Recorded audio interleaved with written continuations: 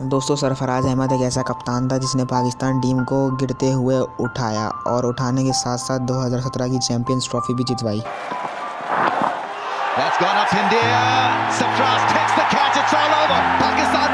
दोस्तों, सरफराज अहमद एक ऐसा कप्तान था जिसने पाकिस्तान को T20 में नंबर 1 पर लेकर आया और पाकिस्तान को 11 कंसेक्यूटिव सीरीज़ें भी जितवाई।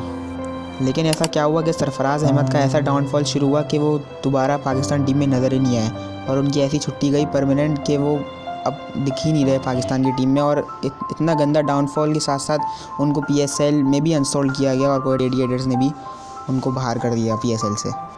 दोस्तों, आज का टॉपिक यही है कि आखिर कैसे सरफराज अहमद टीम से बाहर हुए। क्या वो पॉलिटिक्स का शिकार हो गए?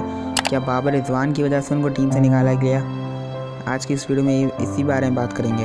दोस्तों, सरफराज अहमद ने अपना फर्स्ट क्लास डेब्यू पाकिस्तान के साथ 18 नवंबर 2007 में किया, जो कि था इंडिया के खिलाफ, जो कि वो उस मैच में रिप्लेसमेंट के तौर पे आया था कामरान अकमल की। लेकिन सरफराज अहमद को उस टाइम पे हमेशा रिप्लेसमेंट के तौर पे ही रखा जाता था, क्योंकि उस टाइम पे उमर अकमल और कामरान अकमल दोनों पाकिस्तान में विराजमान थे।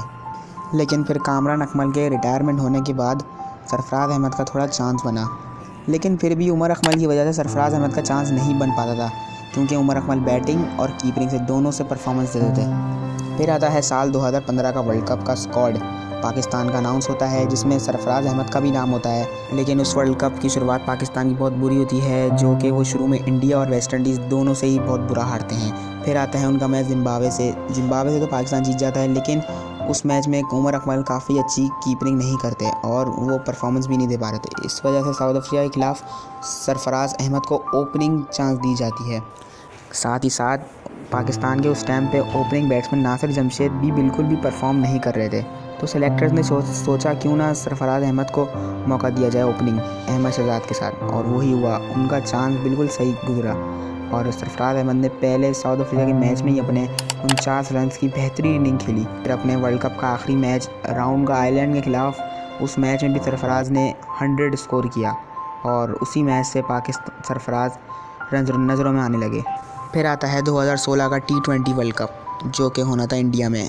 उस वर्ल्ड कप में कप्तान थे शाहिद आफरीदी, लेकिन उस वर्ल्ड कप में सरफराज अहमद को भी शामिल किया जाता है। लेकिन वो वर्ल्ड कप पाकिस्तान के लिए बहुत बुरा था और वो पाकिस्तान राउंड में ही एलिमिनेट हो गया था वर्ल्ड कप से। उसके बाद शाहिद आफरीदी ने कप्तानी से इस्तीफ़ा दे दिया था और फिर T20 की कप्तानी सरफराज अहमद को थमा दी गई। दोस्तों, वो T20 की कप्तानी में तो कमाल कर ही रहे थे, लेकिन हम आ जाते हैं 2017 की चैंपियंस ट्रॉफी के कुछ महीने पहले, जहां पे पाकिस्तान की ODI में रैंकिंग थी 8वीं और उनकी हालात पाकिस्तान टीम के बहुत ज़्यादा ख़राब थे। फिर सरफराज अहमद को कप्तान बनाया गया ODI का भी, और फिर सरफराज अहमद ने एक न्यू स्ट्रेटजी सोची कि ज़्यादातर यंगस्टर्स को चांस दिया जाए टीम में, जैसे कि उस टाइम के यंगस्टर्स फ़खर तमाम, इमाम उल हक, हसन अली, फ़हीम अशरफ वगैरह। उन्होंने उन सबको चांस दिया, उन पर भरोसा किया, उन पर ट्रस्ट किया और उनको ले गए इंग्लैंड चैंपियंस ट्रॉफी के लिए। शुरू में तो पहला मैच पाकिस्तान का होता है इंडिया से, जो कि पाकिस्तान बहुत बुरा हारा इंडिया से और वहीं से ही पाकिस्तान को बहुत ट्रोल कर दिया गया। फिर पाकिस्तान का दूसरा मैच साउथ अफ्रीका से होता है और वो साउथ अफ्रीका को जैसे तैसे करके DLS मेथड से हरा देते हैं। फिर पाकिस्तान का तीसरा मैच श्रीलंका से होता है, वही सरफराज की बेहतरीन इनिंग्स की वजह से पाकिस्तान वो मैच जीत के सेमीफाइनल में क्वालिफाई कर जाता है और उनका मैच सेमीफाइनल में होता है इंग्लैंड, जो कि उस टूर्नामेंट की हॉट फेवरेट टीम थी। और फिर पाकिस्तान उस टीम की हॉट फेवरेट माने जाने वाली और विनर माने जाने वाली उस टूर्नामेंट की इंग्लैंड को भी वन साइडेड तौर पे हरा देता है। फिर फाइनल होता है इंडिया से और इंडिया को भी वन साइडेड हरा के पाकिस्तान चैम्पियंस ट्रॉफी जीत जाता है। क्या ही कमाल मोमेंट था वो। और फिर 2018 में पाकिस्तान को नंबर 1 लेकर आते हैं और 11 कंसेक्यूटिव सीरीज से भी जीतते हैं। लेकिन दोस्तों, फिर आता है 2019 का ODI वर्ल्ड कप। वो पाकिस्तान के लिए अच्छा हम कह भी सकते हैं, नहीं भी एवरेज वर्ल्ड कप था, क्योंकि पाकिस्तान उस मैच में राउंड में बाहर हो गया था।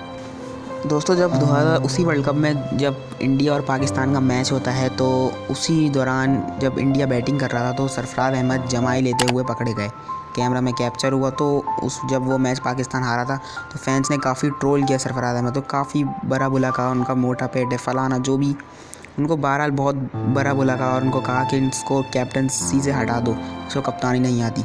फिर उसके बाद पाकिस्तान ऑस्ट्रेलिया से भी हारा। उसके बाद तो सारे एक्सपर्ट उनको बहुत बड़ा बुला कहने लगे।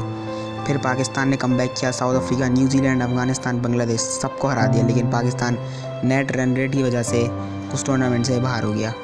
लेकिन फिर दोस्तों उसी वर्ल्ड कप के बाद ही फ़ौरन पाकिस्तान में एक सीरीज़ होनी थी श्रीलंका से पाकिस्तान की, जो कि पाकिस्तान वो वाइट वॉश हो जाता है। वहीं से ही सरफराज अहमद के बुरे दिन शुरू हो जाते हैं और उनको टीम से निकालने की धमकियां देना शुरू हो जाती हैं। दोस्तों उस टाइम पे पाकिस्तान के सेलेक्टर्स मिसबाह-उल हक और वक़ार यूनिस थे, जो कि सरफराज के लिए हमेशा ही गलत बोलते थे और उनको हमेशा ही ट्रोल करते थे। और उनके बाद ये बहुत अच्छा मौका आ गया था कि सरफराज को टीम से निकाला जाए। और फिर नवंबर 2019 में खबर सुनने में ये आती है कि बाबर आजम टीम के कप्तान बन जाते हैं। मतलब शॉकिंगली यार, बाबर आजम कैप्टन बना दिए गए थे उस टाइम पे। इतना कम उम्र का लड़का जो जिसकी खेलने की उम्र, और उसको ही कप्तान बना दिया। और रिजवान की एंट्री करा दी टीम में, जिसका नाम व निशान नहीं था पाकिस्तान की टीम में। सिर्फ वो डोमेस्टिक ही खेलता था और उसकी टीम में एंट्री करा दी थी।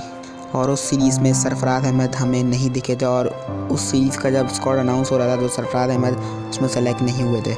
और पाकिस्तान वो सीरीज़ बहुत बुरी तरीके से वाइट वॉश, T20 भी हारता है और टेस्ट मैच भी हार जाता है। तो फिर आता है 2021 का T20 वर्ल्ड कप, जो कि दुबई में होना था। और उस वर्ल्ड कप में ओपनिंग बाबर आजम और मोहम्मद रिजवान कर रहे थे। और फिर उस वर्ल्ड कप में इंडिया से जब पाकिस्तान का मैच होता है तो पाकिस्तान वो मैच 10 विकेटों से जीत जाता है। उसी मैच के बाद ही पाकिस्तान के जो फैंस थे उनके अकल पे एक पत्थर, मतलब अलग ही सोच बन गई थी कि बस यही दोनों हमारे हीरो हैं, जो कि 2017 की सारी खुशियां पाकिस्तान फैंस भूल गए थे इंडिया से जब जीते थे पाकिस्तान 10 विकेटों से। और फिर लोग यही देखते थे कि बस बाबर रिजवान ही मेहनत कर रहे हैं। मतलब क्रिकेट देखने की बिल्कुल ही क्रिकेट देखने की उनकी सलाहियत बिल्कुल ख़त्म हो गई थी फैंस की, कि पावर प्ले में 28-28, 30-30 रन और पाकिस्तान मैच जीत भी रहा है तो कह रहे थे कि बाबर रिजवान की वजह से जीत रहा है। मतलब सोशल मीडिया पे उनको किंग बनाया हुआ था और उनको किंग बाबर, उनका कंपैरिजन विराट कोहली तक से करा दिया था। लेकिन इससे बाबर आजम में कोई फ़र्क तो पड़ा नहीं था। वो अपने रन्स पे रन्स बनाए जा रहे थे, अपने टीम के लिए तो नहीं, अपने लिए रन्स बनाते गए। रिजवान भी अपने रन्स बनाते गए, लेकिन उनके रन से पाकिस्तान की टीम को कोई फ़ायदा नहीं होता था। और पाकिस्तान इत्तेफाक से ऐसा होता था जब भी ये दोनों रन्स करते थे पाकिस्तान मैच हार जाया करती थी। मतलब इन दोनों बंदों का कोई रोल नहीं था किसी भी बिग टूर्नामेंट में, लेकिन फिर भी लोग बाबर रिजवान ही करते हैं। लेकिन सरफराज अहमद को पब्लिक की डिमांड में चांस दिए गए और फिर 2022 के एक टेस्ट मैच में, जो कि कराची में हो रहा था न्यूजीलैंड के ख़िलाफ़, सरफराज ने वहाँ 100 भी मारी और इन सारे सेलेक्टर्स के मुंह तोड़ जवाब दिया अपने बल्ले से। लेकिन उसके बाद भी वही हुआ, वही सब सरफराज को फिर नहीं खिलाया गया टीम में।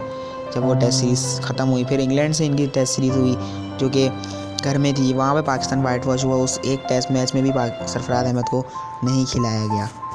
लेकिन यहाँ पे हम सरफराज अहमद की भी ये गलती देखते हैं कि सरफराज अहमद परफॉर्म भी नहीं कर रहे थे, ना PSL में ना पाकिस्तान की टीम में उनको चांस भी मिले। ऑस्ट्रेलिया के ख़िलाफ़ सीरीज़ भी हुई थी जब टेस्ट मैच की, रिजवान को बिठा के उनको पर्थ का टेस्ट मैच खिलाया गया, वहाँ पर भी सरफराज से परफॉर्म नहीं हुआ। तो सरफराज की भी कहीं ना कहीं गलती थी, इनसे बैटिंग से उनके रन्स नहीं आ रहे थे। उनको चांस मिले, कम मिले, लेकिन उन्होंने बेशक जितने भी मिले उन्होंने वहाँ पे रन्स नहीं किए, और जिसकी वजह से उनके पास और अच्छा मौका आ गया सेलेक्टर के बाद उनको निकालने का। और फिर PSL में भी PSL 10 जो ड्राफ्ट हुआ उसमें भी सरफराज अहमद सेलेक्ट नहीं हुए और फिर क्वेटा का कप्तान सऊद शकील को बना दिया गया। दोस्तों यही कहानी थी सरफराज अहमद की, कि वो किस तरह से पॉलिटिक्स का शिकार हुए, उनसे जलन हसद की वजह से उनको टीम से निकाल दिया गया। इसकी वजह से वो मेंटली भी प्रिपेयर नहीं हो पाया और परफॉर्म भी नहीं कर पाया अपने बल्ले से। मिलते हैं अगली वीडियो में, तब तक बाय बाय।